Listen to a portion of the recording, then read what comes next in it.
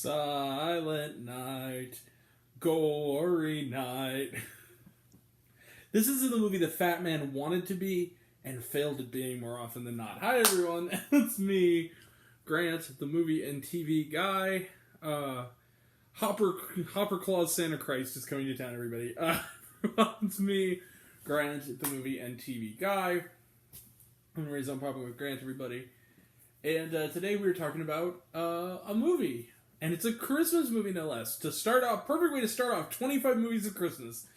And that movie is Violent Night.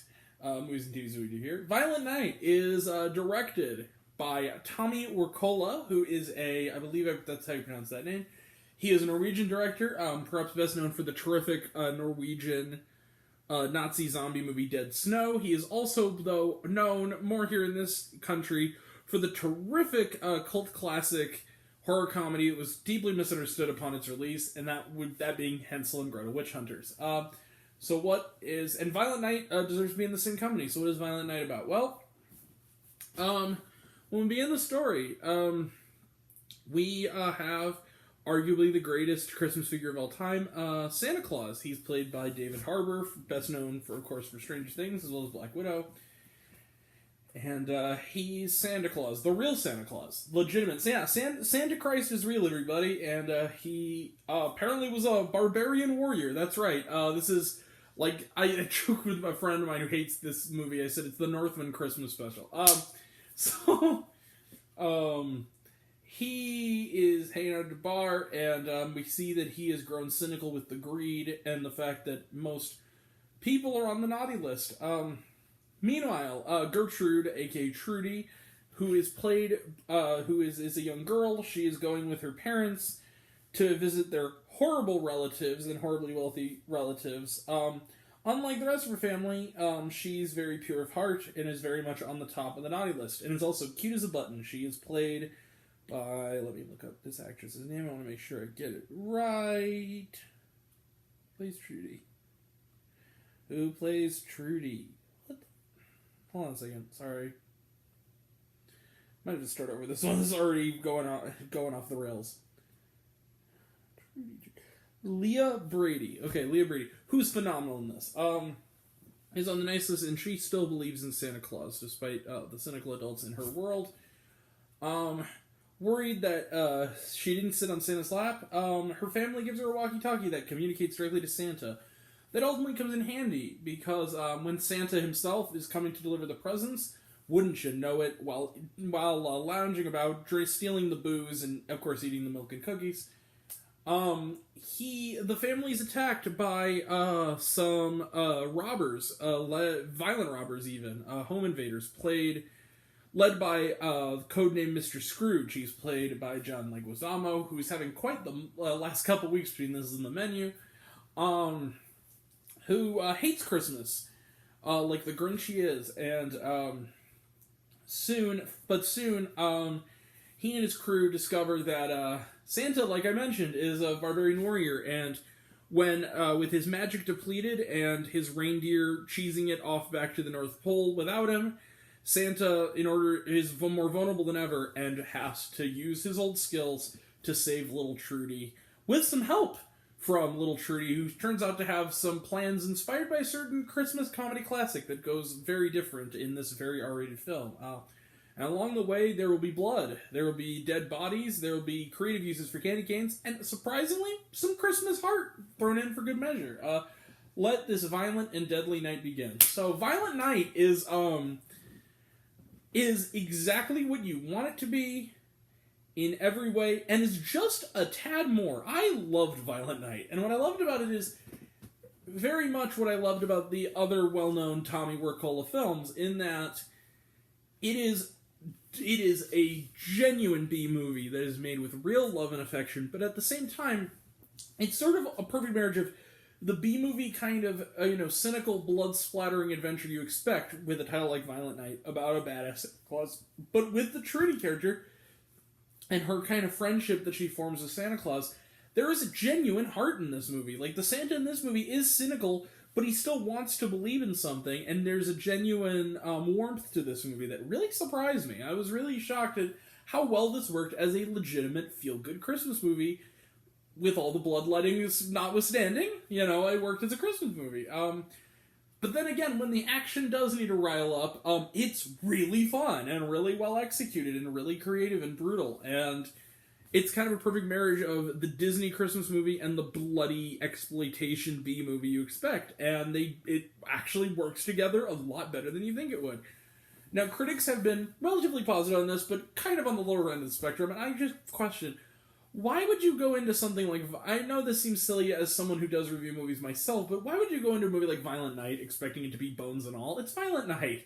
Like, I understand, like, the idea that, like, this works perfectly for exactly what it is. It is the badass Santa movie. But it gets a little extra boost of being a heartfelt Christmas movie. David Harbour is terrific. The kid is wonderful. Beverly D'Angelo, from Christmas Vacation, has a delightfully kind of awful role as sort of the awful grandmother of this family. Alexis Louder from Cop Shop is really good as little Trudy's mom. You know, they got a lot of good stuff in there. Like John Leguizamo makes a pretty good villain. And it's just delightfully crazy in the way that exactly what you wanted to, but a lot more than you think it will be. And I went with my buddy Austin. We talked about Austin. If you're on TikTok, you can see our reaction on theater. It's a whole 3 minutes long. It's a blast. We both had a blast at this movie, and I don't know what else to say. Go see Violent Night. It's great. Let's just end it there. I'm going to give... Now, I will say this. I can't go to the top of the heap with it for one big reason. I do think it does take me just a little too long to get going, and there are some... It's a little longer than it needs to be. It's almost 2 hours. It kind of doesn't need to be. But that being said... It's still a lot of fun, and I'm not going to go all the way, but I'm going to go pretty far. I'm going to give Violent Night 4.5 out of 5 stars. This is really a fun time. If you're going to see this, if you want to see like a genuine Christmas movie that will surprise you, it'll work. And if you're going to see the bloody action movie this promises, you'll get that too. So it's win-win. Fun for the whole family, especially if your family's really fucked up. So yeah, Violent Night is great. Go check it out. A lot of fun. Let's put it into perspective. This is the dead week between, when December really gets going and Thanksgiving is winding down. Last year, the major wide release was True to the Game 3. This is a lot better. I mean, True to the Game 3 was great in how bad it was. I mean, it was entertaining as shit, but it wasn't a good movie. Anyway... This is actually a good B movie. That was a Z film. This is a B film. Anyway, so yeah, 4.5 out of 5 stars for Violent Night. Let's close the book on it. Trailer trash. Let's talk some trailer trash. We got some interesting new ones here. Puss in Boots: The Last Wish. The short one for the concessions looks good. We've already talked about it because I got to see it early. Mafia Mama. I had not heard of this movie until I said it was a Red Band trailer. This looks really funny. It's Toni Collette and Monica Bellucci, and Toni Collette finds out that her uncle has left her the family business, and that business turns out to be the Mafia shenanigans. It looks very funny. Ant-Man and the Wasp: Quantumania, we talked about it. Red Band trailer, Infinity Pool, that we talked about this, I believe, with Bones and all. The new Brandon Cronenberg film looks really good. Still can't quite get a read on what it's about, but it looks good.